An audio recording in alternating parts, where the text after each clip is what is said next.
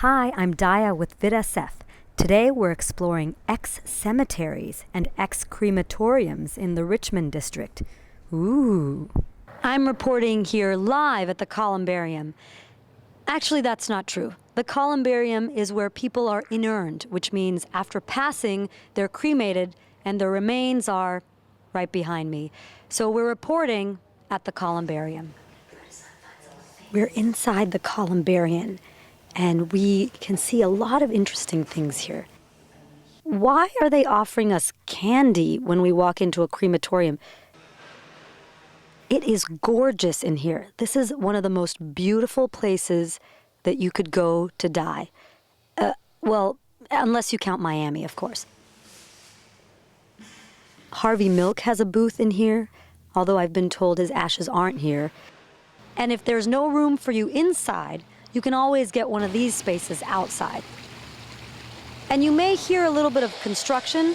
It's because right next to the Columbarium, they're building an old folks' home. If you don't want to travel far when you're making the passage into the afterlife, we have some real estate that might be great for you. There are 30,000 people resting in the more than 5,000 niches.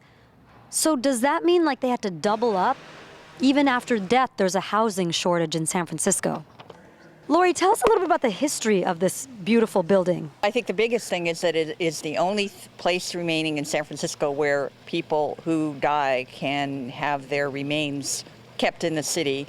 It also is the only building left from the 5 cemeteries that were in the western part of the city 100 years ago. The candies were really creepy. I'm not going to take candy from a crematorium. I did.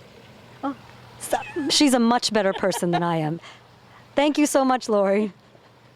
I'm here with Aaron here at Rossi Playground. And so what's the history of this playground? Can you tell us a little bit about what happens here? A lot of this used to be a graveyard along with a lot of the other parks in the Richmond district. So there were dead people here, like on this playground? Yeah, a lot of people say they didn't actually move them all. So tell me a little bit about Rossi Playground and the Odd Fellows. What happened here?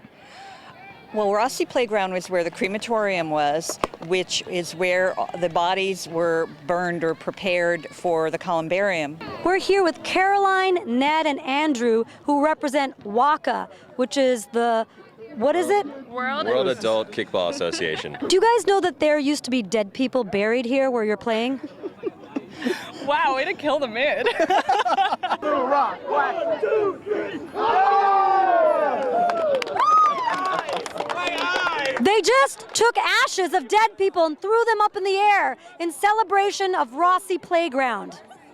We're here in front of Lincoln Park, which used to be all cemetery. In 1908, the city said, hey, let's make this a place that people can enjoy instead of just for dead people. So now it's a golf course and the Palace of the Legion of Honor.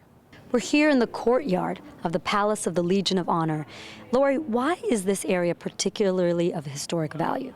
But when the museum was doing a renovation and retrofitting starting in 1994, they discovered the remains of at least 800 bodies under here when they dug down deep. So people are just golfing over dead bodies? Over bones, yeah, the remains. And years ago, they would periodically find little bones coming up through the lawn in the golf course. Very spooky indeed. Thank you, Lorri. This is Dhaya with VidSF. Thank you for joining us on our tour of the Richmond to see what it was like before it came alive.